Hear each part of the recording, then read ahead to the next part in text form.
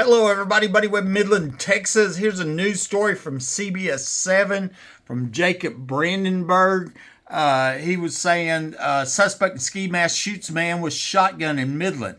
The victim stated the suspect had been forcefully knocking on the door to his residence in the 3000 block of North Midland Drive around 1:48 a.m. Upon opening the door, the victim confronted the suspect, was wearing a ski mask and armed with a shotgun. Suspect then shot the victim in the right foot while the victim tried to retreat. Okay. Before the arrival, the suspect managed to escape. The victim received medical treatment. Okay. So this is posted on their Facebook. And I'm going to show you what a friend sent me. False allegations made by Chris Mertz. He said, definitely Buddy Webb. He pulled this stunt once before, shot the fool with a shotgun in the middle of the night. I bet it's him. Okay. Chris Mertz has been a longtime suspect in the crimes at my house. Okay. He's threatened me and smeared my name for years. Okay. Here was the story right here.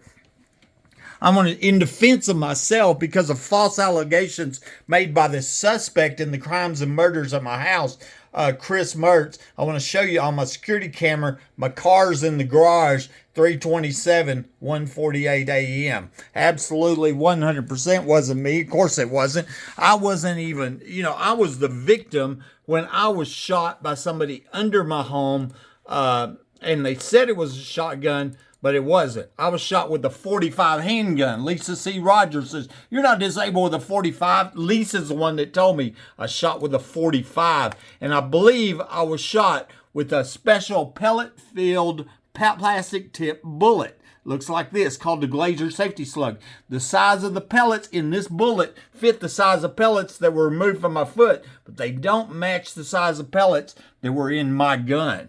Okay, there's a lot of proof showing I wasn't shot with my gun. The CSI that picked up my shotgun from my house, he unloaded and checked in the 4 live shells from it. He did not check in an empty shell. And anybody knows anything about guns knows there'd be an empty shell in the chamber of the gun if I'd shot myself, as the corrupt police said. That's what happened. The police actually, I don't think it was an accident. I think it was on purpose, covered it up.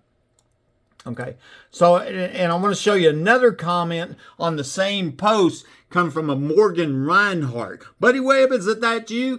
Once again, that just puts her on the suspect list. I got a feeling that she knows something about the underground homes and maybe the crimes and murders connected with them. And also, Clint Russell was replying, these people are smearing my name in the public, false allegations, and I'm the victim of a home invasion and premeditated murder attempt. Okay. Let's talk about Chris Mertz here, okay? He's the guy that wrote that. Here's what he wrote. Here's what happened was, 2 weeks before the murder attempt, I recognized that somebody was in my house again. I've been reporting burglaries to the police for over a year, okay? And so I noticed they were trying to come in my bedroom door. I was worried they were going to kill me, kick in the door and kill me like I believe happened to the previous owner, Michael Hunt. I get this idea to put electricity on my doorknob, okay, in an attempt to save my life. They were in my house. They come from under my house. All my doors were secured with extra locks. These people in my house who wouldn't even being quiet were on the other side of my door, and I put electricity on that door. 2 weeks later, I'm ambushed and shot with my phone lines cut. Premeditated murder attempt. Okay. Person shot me wasn't even in any danger because I didn't know they were there. They came here to kill me. Okay. And so once I got out of the hospital, I got to thinking, I wonder if somebody died when I put electricity on the doorknob. And I started looking at obituaries, and I found where this guy, and I'm going to show you the obituary here, Matt Hyman, 33 years old, died January 4, 2012, same time that I had electricity on my doorknob.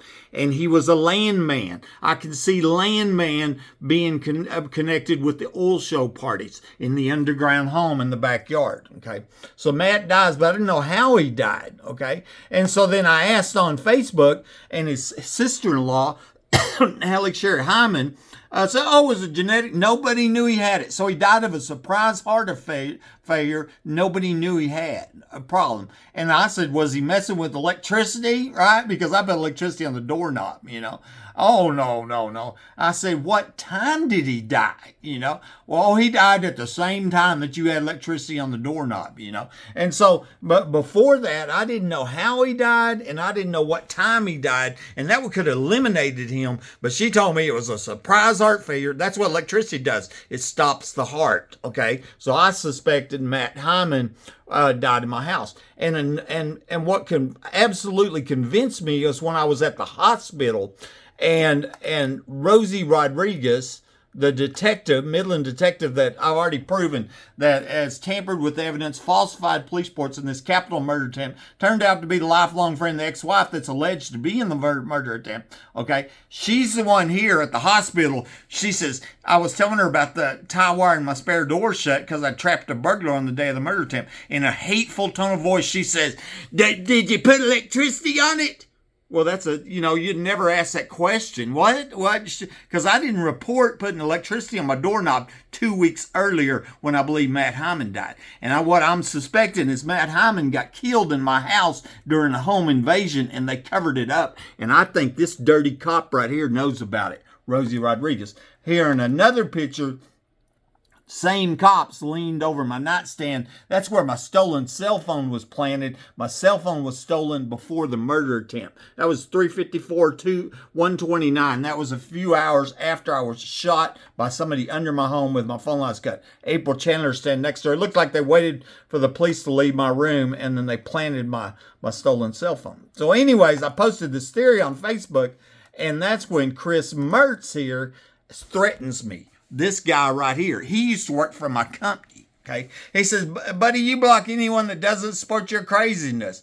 I worked across the desk from you for years. Don't say I don't know you. I worked with you the day you shot yourself. Brian is a good man. You posted expecting bullshit about his family is wrong. See, Brian is another landman. The guy up here, he also threatened me, right?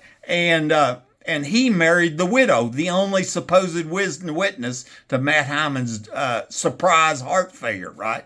You got the balls to post your crazy shit, then you got to have the balls to accept the consequences. See, he threatened me. This guy threatened me years ago. He threatened me. Okay, same guy that's made the false accusations this week on the CBS News channel. And here on Chris Mertz, this was on YouTube, smearing my name. This guy is desperate to smear my name, and I'm the crippled victim of a home invasion murder attempt. And I wonder if, because Matt died in my home, if they were like upset, and blame me, and then that was the reason for the premeditated murder attempt 2 weeks later when they broke into my home, cut my phone lines, and shot me. Here's Chris Mertz again. Oh, one white word, buddy. Buddy at it again. Buddy, do you realize you are the joke of Midland that everyone here laughs at? How ignorant of a Fruit Loop you are? 50 other homeowners documented reporting to people in the attic and a map showing underground homes in my backyard said to have also parties, and he's a landman.